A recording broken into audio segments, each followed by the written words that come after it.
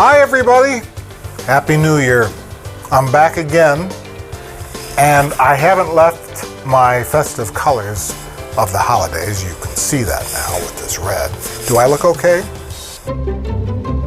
I'm here today to talk to you about something that's really foreign to me. Virtual reality. I know you're all into that stuff, but us people that are getting older, this is a whole new phenomenon. In any case, I wanted to take you through somebody's home in this state of VR. And this home belonged to a Pulitzer Prize winner, an Academy Award winner by the name of William Saroyan. Do you know who he is? I bet you don't. But he wrote something called an Armenian trilogy as a book. And that's why I'm connected with this in some kind of a way, of course, because I wrote some music by that same title. But not only that, but he also wrote a book called My Name is Aram. And I think that you would find this fascinating because this man was, for me, having read his books, especially through college, a very, very interesting guy. And we're going to take you through this travel with him actually speaking in his native tongue, Armenian. But I'm going to translate as we're going along in English so that you'll know what we're doing, okay?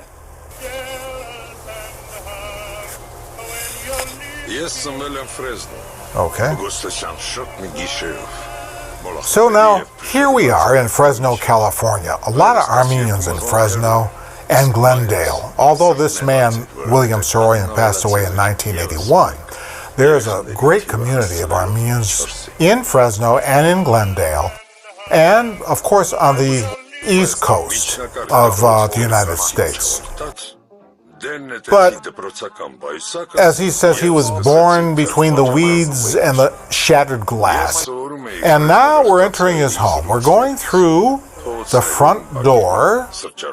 This is his actual house, guys. So we're going to go to the kitchen. Here we go. And it's, I would call it pretty conservative and maybe not very upscale. Well, a lot of books. Of course, you would have to suspect that he's an author of sorts, or was. And there is a bike. He rides a bike. And what else do we have? Well, hardwood floor. Well, what do you know? All these books that he was reading.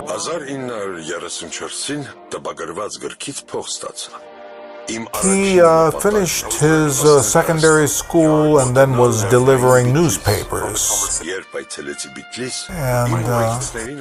he had a lot of conversations with Armenians, especially during his high school years. He was working at the Telegraph. The girls of the Telegraph were very loud and would be distracting him, so he didn't have a great concentration at that work environment because of those distractions. But this guy was reading all the time, reading. As you can see, look at all these boxes of all these books. Mark Twain, Dostoevsky. You know, he was very learned, obviously, in terms of a reader. Reading is very important, right, guys?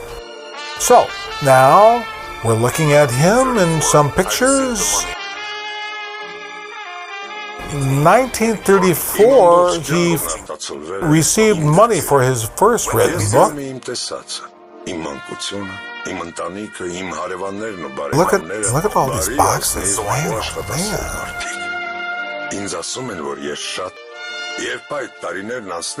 We're going through this other hallway now, and look at all those filing cabinets. Look at the books. It's pretty cool. You know, if If you think about it, his whole life is reflected in his books, and all the experiences that he gained that were around him throughout his lifetime. They called his writing kind of sentimental.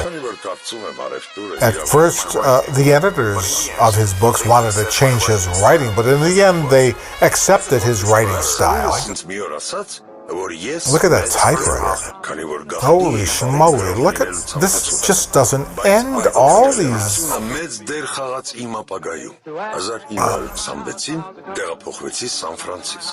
He thinks he was old when he was 66 years old. Hey, how about that phone? I like that. There's one typewriter that looks a little bit more upgraded from the other one that I just saw. Where is that? Like that one. I mean, really, Bud? How are you typing? Can we do that now? I don't think so. Not with these computers, but it's fascinating. What kind of typewriter is that? The Fox? The Fox? Really? His father, told him that he was a great writer, and he was pretty surprised about that. And he was thoroughly encouraged and laid goals for his future. In 1926, he moved to San Francisco and then had already changed his name to William Saroyan. He was first published in 1933.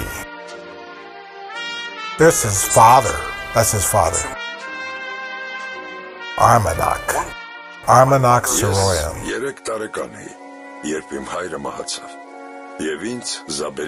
His father wrote poetry, by the way. So it's a chip off the old block, as they say. Pretty cool. What we do in life is sometimes an extension of our relatives. Now we're leaving the home, and there's kind of a palm tree, I guess. There's a chair. He probably sat there, and his grandmother Lucy was a teller of stories, and she sang songs, and she was a great influence on William's life. She was a very happy woman, never in despair of any sort.